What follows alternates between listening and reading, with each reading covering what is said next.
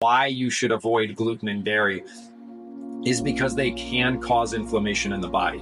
We need to take a step back and we need to talk about inflammation for any of this to make sense. So first and foremost, it is really important to understand that inflammation in some ways is similar to another I word that is getting talked a lot about in the nutrition community, and that is insulin. So things like insulin and inflammation are almost always painted in a completely negative context. You know, you may have heard, oh, your insulin levels are too high, you got to bring your insulin levels down, you have too much insulin and that's why you're gaining weight. And now it's inflammation is bad, inflammation is bad, inflammation is bad.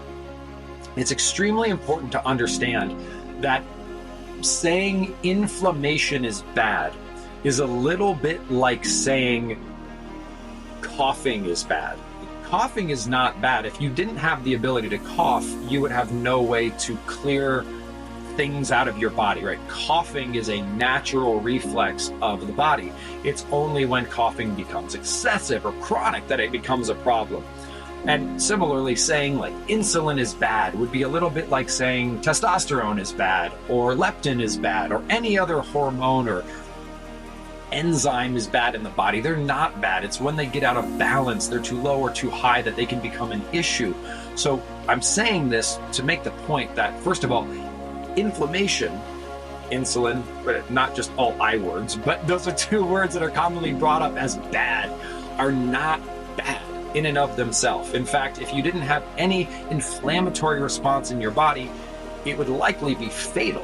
When you get a bruise or a cut, your body experiences inflammation because it's inflamed. It is drawing antibodies and blood to the area to heal it. What happens in the modern world, though, is we experience chronic, low-grade inflammation.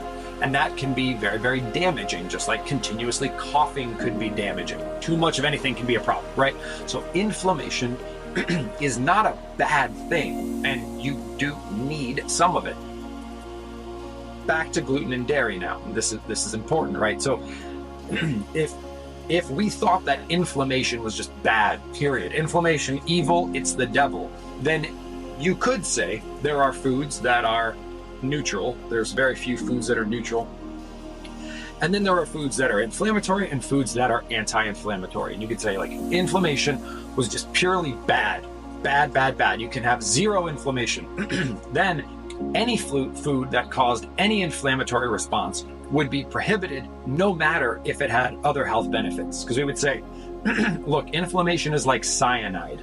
I don't care how good this berry is for you. If it contains cyanide, don't eat it, because cyanide is always bad. Human beings should never consume cyanide. There's nothing that could be in that food that is good, that could possibly outweigh the badness of cyanide. Now, inflammation is not that way, as we've already talked about. And there are inflammatory foods. Now, there are foods that are highly, highly, highly inflammatory and have nothing good about them. An example of this would be soda.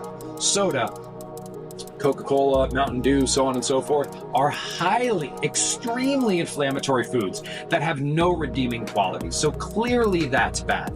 But then we can get into a bit of a gray area where, by its very nature, protein can be semi-inflammatory to the body.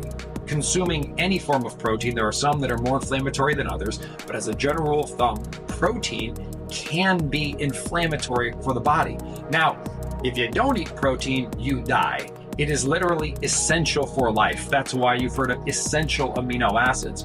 So the point I'm making here again is inflammation, not all bad, and there are some foods which are quote unquote inflammatory, but they are only moderately inflammatory or have a very low inflammatory response, and their positive benefits, like preventing you from dying, such as protein, for example, far outweigh the benefits of avoiding them and having no inflammation in a dead body, because that's what you'd have if you never ate protein. Now, more specifically, though, the foods we're talking about here, gluten and dairy. Gluten has no redeeming properties at all. Gluten is a protein that is often found in plant products. For example, I believe the popular vegan thing called Satan or Seitan. It sounds like it's Satan, but it's not Satan. I believe it's Seitan. is pure gluten. It's pure wheat protein, gluten. And gluten is just an extremely, extremely, extremely inflammatory form of protein that can also cause a bunch of other negative impacts in the body and really does not have too many positive things that come along with it. So because of that, gluten is generally a very bad idea for most people.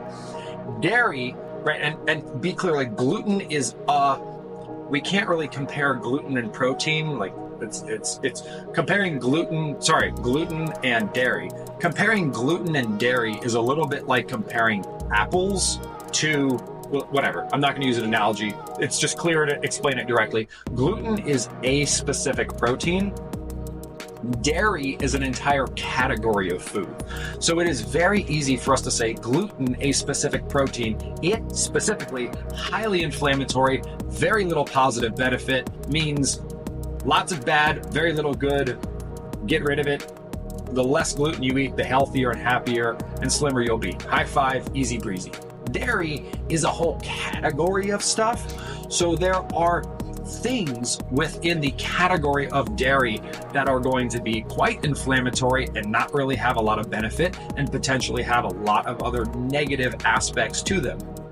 Then there are things within the category of dairy that are not nearly as inflammatory and may have very positive elements to them. So the forms of dairy that we recommend in a sane way of eating are very limited, and they are the ones that are going to balance the amount of inflammatory response they have with the other positive things they bring to make themselves what I would consider, and objectively science would consider, a net positive, meaning that if you consume them, you will be healthier than if you didn't consume them. Does it mean they're 100% good? No. No food is quote unquote 100% good. Nothing in life is 100% good, with maybe some very limited exceptions. Everything has aspects to it which are good and aspects that are not as good. It's just about finding things that maximize the good and minimize the bad. So when it comes to gluten, just throw it out the window. Very little good, a tremendous amount of bad. And when it comes to dairy, there's a lot of things within dairy, and within a sane framework, we focus on a small subset because those are the ones that minimize the bad, aka inflammation, and maximize the good, or satiety, lack of aggression, nutrition, and efficiency, or the 4 factors that make a food sane. Bam!